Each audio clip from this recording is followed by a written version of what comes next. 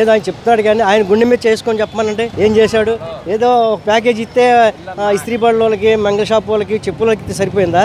దానివల్ల అంత పెంచేశాడు. 2014 ముందు నేను ఇస్త్రీ పని చేస్తా, 30 రూపాయలు ఉండే బొగ్గులు, ఇలా 50 రూపాయలు బొగ్గులు. ఇలా అడగమనండి ఆయన్నే, మేము చెప్పొద్దు, మా పార్టీ తరఫున మేము చెప్పట్లేదు. ఇలా ఆయన అడగమండి.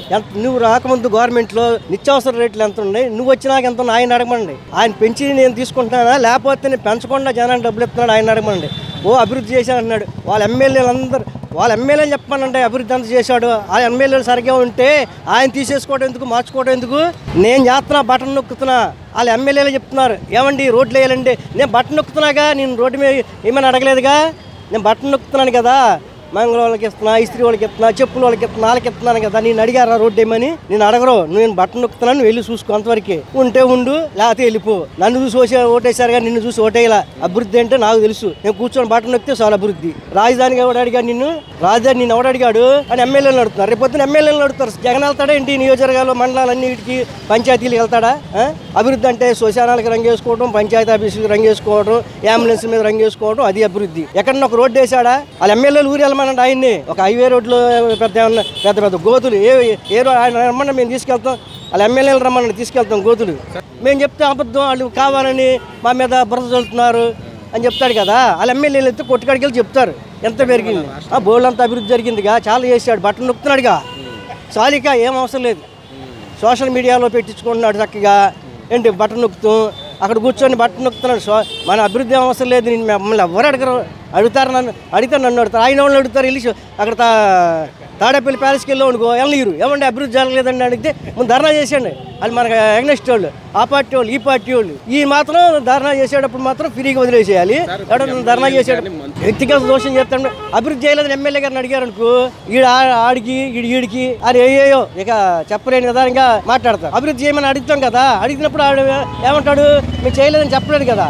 నువ్వు ఆ పార్టీ వాడు, లేకపోతే ఇంకేదన్నా ఏదో ఇక ఇష్టం వచ్చినట్టు మాట్లాడేస్తారు. అందుకే ఇప్పుడు వెళ్తారు కదా, వాళ్ళు వెళ్ళి అడిగితే చెప్తారు అభివృద్ధి చేసామా చేయలేదా అని. వాళ్ళు వెళ్తే చెప్తారు జనం.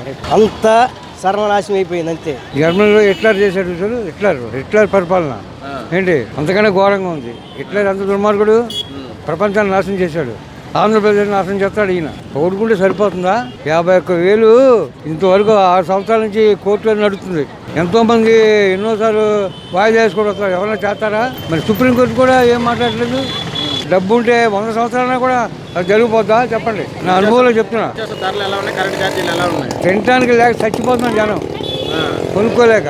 కూరగాయల కాడి నుంచి అన్నీ కూడా మండిపోతున్నాయి. దానికోసం ఈ ప్రభుత్వం కూడా, ఒక మంత్రి కూడా మాట్లాడట్లా, ఒక ఎమ్మెల్యే కూడా మాట్లాడట్లా. ఎంత బాధపడుతున్నాడు. చెప్పుకుంటాడు దాని డబ్బు, జనానికి తెలియట్లా. ఏం పరిపాలన ఇదా? మద్యపాన నిషేధం చేస్తా అన్నాడు. దేనికి? దాంతో కోట్లు కొట్టుకుంటున్నాడు. కనబడుతుందిగా జనానికి. అది ప్రజలకు గ్రహించాలి అంతే. ఎక్కడ జరిగిందండి? అందరికీ తెలిసిందేగా. చెప్పుకోవడం లేకుండా అభివృద్ధి. ఒకరికి ఉద్యోగం లేదు, ఎవరికి ఇన్ని ఇస్తున్నాం కూడా లేదు. ఎక్కడ అలాగే ఇదే అయిపోయింది. ఎవరిని అడిగితే వాళ్ళు తీసుకొని జైలు వేస్తున్నాడు. ఏంటంటే ఇది? ఎవరైనా చేస్తారు ప్రజాస్వామ్యం ఇది? అట్లాగా సామాజిక వాళ్ళ పని లేకోకుండా ఇసుక దోపిడ ఎక్కడ చూసినా కూడా పనులు లేవు. సిమెంట్ రేట్ ఎంత వాళ్ళ, నిత్యావసర కూరగాయల రేట్లు ఎంత.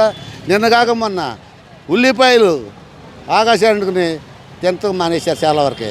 ఇవన్నీ ఆయన వచ్చిన తర్వాత నిత్యావసర రేటు తక్కువ అనేది లేదు. సామాన్యుడు బతకలేని పరిస్థితిలో వాళ్ళు ఉన్నాడు. ఏదో బతుకుతున్నారు కానీ లేదు.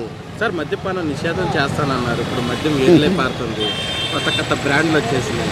ఇవాళ ప్రజల్లోకి మద్యపానం గురించి ఆయన వెళ్ళి ఓట్లు అడిగే హక్కు వైసీపీకి లేదు.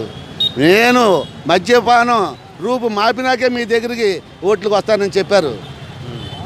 ఆ మాట ఒకసారి అందరికీ తెలిసిన విషయమే. మద్యపానం రూపు మాపటం కాదు, ఇంకా వాడవాడలో కూడా ఇంకా పెంచారు. అసలు ఆ బ్రాండ్ అనేది వాళ్ళ ప్రజలకి హానికరం చేసే బ్రాండ్. ఇవాళ తమిళనాడులో ఇక్కడ ఉన్న దాన్ని బ్యాన్ చేశారు. మీ అందరికీ తెలిసిన విషయం అది. అసలు మద్యపానం విషయంలో బట్టికి జగన్మోహన్ రెడ్డి గారు చేసేది చాలా దారుణం. వాళ్ళ ఆరోగ్యం చెడిపోయి ఎంత తాగితే అన్ని జబ్బులు వచ్చేటట్టుగా బ్రాండ్లు వాళ్ళు అమ్ముడిపోతున్నాయి. సార్ నాకు జగన్మోహన్ రెడ్డి వచ్చి 4.5 సంవత్సరాల్లో ఆయన పాలన ఎలా ఉంది? నేను పాలన వచ్చి మీకన్నా అసలు ఏ రకంగా ఉందో మీకు తెలుసు కదండి. ఇవాళ అందరూ ప్రతి ఒక్కళ్ళు కూడా రోడ్డు ఎక్కిన సమస్య. ఇవాళ అంగన్వాడీలు ఇవాళ 40 రోజుల నుంచి సమ్మె చేస్తుంటే వీళ్ళని పట్టించుకునే పరిస్థితి లేక పారిపోతున్నారు. నువ్వు ఇచ్చిన వాగ్దానం మీరు నెరవేర్చవచ్చు కదా. ప్రతి వర్గం కూడా వాళ్ళు రోడ్డు ఎక్కేశారు. టీచర్స్ నిన్న దాకా ఎక్కేశారు. అట్లాగే కార్మికులు, వ్యవసాయం మొత్తం కూడా సర్వనాశనం అయ్యింది. అంతే సమస్య. కరెంటు ఛార్జీలు 7 సార్లు పెంచారు. నాకు మట్టుకు 250 కరెంటు 450 రూపాయలు బిల్లు వస్తుంది. ఇలాంటి పరిస్థితుల్లో లేనివాడు ఎలా బ్రతుకుతాడనేది జగన్మోహన్ రెడ్డి గారు బాగా తెలుసుకోవాలి. ఈ విషయంలో చాలా దారుణంగా ఉన్నది ప్రభుత్వం. ఏ పనులు అవ్వట్లేదు, రోడ్లు లేవు, ఏమీ లేవు, చాలా ఇబ్బంది పడుతున్నారు జనం. జనాన్ని ఆలోచించి మీరు పరిపాలన చేస్తే అందంగా ఉంటుంది. కాకపోతే ఏముంటుంది, ప్రజారక్షణ కావాలి. ముందు ప్రజలకు ఏం కావాలో చూడాలి. ఈ సంక్షేమ పథకం ఇచ్చాం, అవి ఇచ్చాం అంటే ఎలా కుదురుద్ది? నిరుద్యోగం ఎక్కువైపోతుంది. ఏమి లేదు. ఈ రోజుని చాలా దారుణంగా ఉన్నది ఈ ప్రభుత్వం. నేనంటాం కాదు, జనాలు అంటున్నారు. అదేం కాదు, అది చాలా కరెక్ట్ కాదు, చాలా తప్పు విధానం, తప్పు మాటలు, తప్పు ప్రభుత్వం. ఈ రోజున 30 రోజులు బట్టి ఈ అంగన్వాడీస్ స్ట్రైక్ చేస్తుంటే ఈ రోజున ప్రభుత్వం పట్టించుకోకపోతే ఎలా బ్రతుకుతారు? ఈ రోజు జీతం లేకపోతే ఎలా బ్రతుకుతారు? ఈ రోజుని ఆలోచించుకోవాలిగా ముఖ్యమంత్రి అయిన తర్వాత. ఇవన్నీ కూడా సిపిఎంగా మేము చాలా ఖండిస్తున్నాం. సంక్షేమ పథకాలు ఇస్తున్నాను అది అయ్యేం కాదండి. ఎవరికండి? పెద్దోళ్ళకి ఇస్తాడు, చిన్నోళ్ళకి ఎవరికి ఇస్తున్నాడు? ఇప్పుడు ఆ అంగన్వాడీలను ఎవరికి ఇస్తారు? వాళ్ళు ఏమి ఇవ్వరు. కాబట్టి ఏంటంటే దాన్ని ఆలోచించుకుని ధరలు ఎలా ఉన్నాయి? చాలా విపరీతంగా 60 రూపాయలు 70 రూపాయలు మొన్నటిదాకా అన్ని కూడా కొనలేని పరిస్థితి. ఈ రోజుని బయట ప్రపంచంలో వెళ్తే చిన్న కొట్టుకి వెళ్తే 80 రూపాయలు, అంగన్వాడీ మార్కెట్కి వెళ్తే 50 రూపాయలు 60 రూపాయలు ఉన్నాయి రేట్లు.